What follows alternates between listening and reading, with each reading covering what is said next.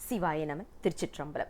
Welcome back to our discussion on the 9th Tirumurai, 21st Tirupathikam and the second verse. The verse goes this way, Tiruchitrambalam.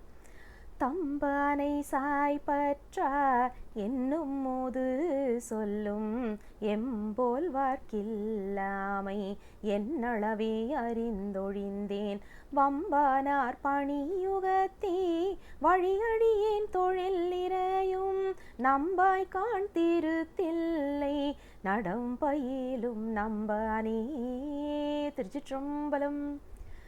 Today's verse talks about a very beautiful statement. In this, if we want to hold on to water, if we want to take water in a jug, we all know the jug should be straight. What if we are holding the jug upside down? Obviously we won't be able to hold water in it, isn't it?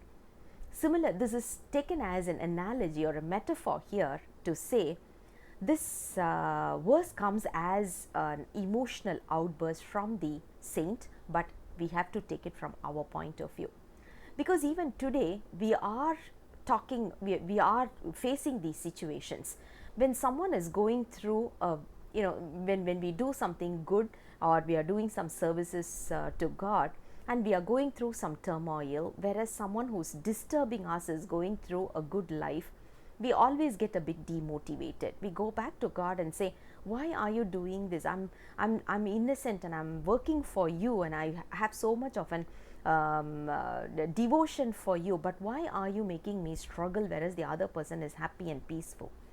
This is a common statement we all have faced in our life, and we do talk about this to Lord Shiva. So this verse comes as an answer. When I say I'm doing all these services without any expectation, who is the best person to judge? Not me, it's Lord Shiva.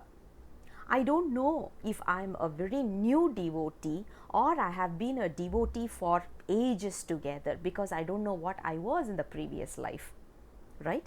Whereas the other person, we don't know whether they are a new devotee or whether they have been in this devotion in their previous births.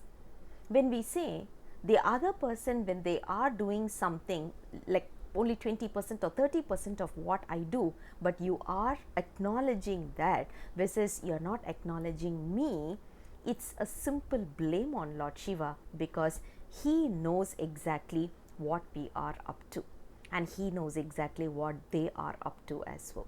So in order to have a clarity, it is always better to have this, it's always better to just surrender ourselves to Lord Shiva and say, okay, I don't know what is reality, I don't know what level of maturity I have versus they have, whatever it is, I'm just surrendering to you completely, you take decision.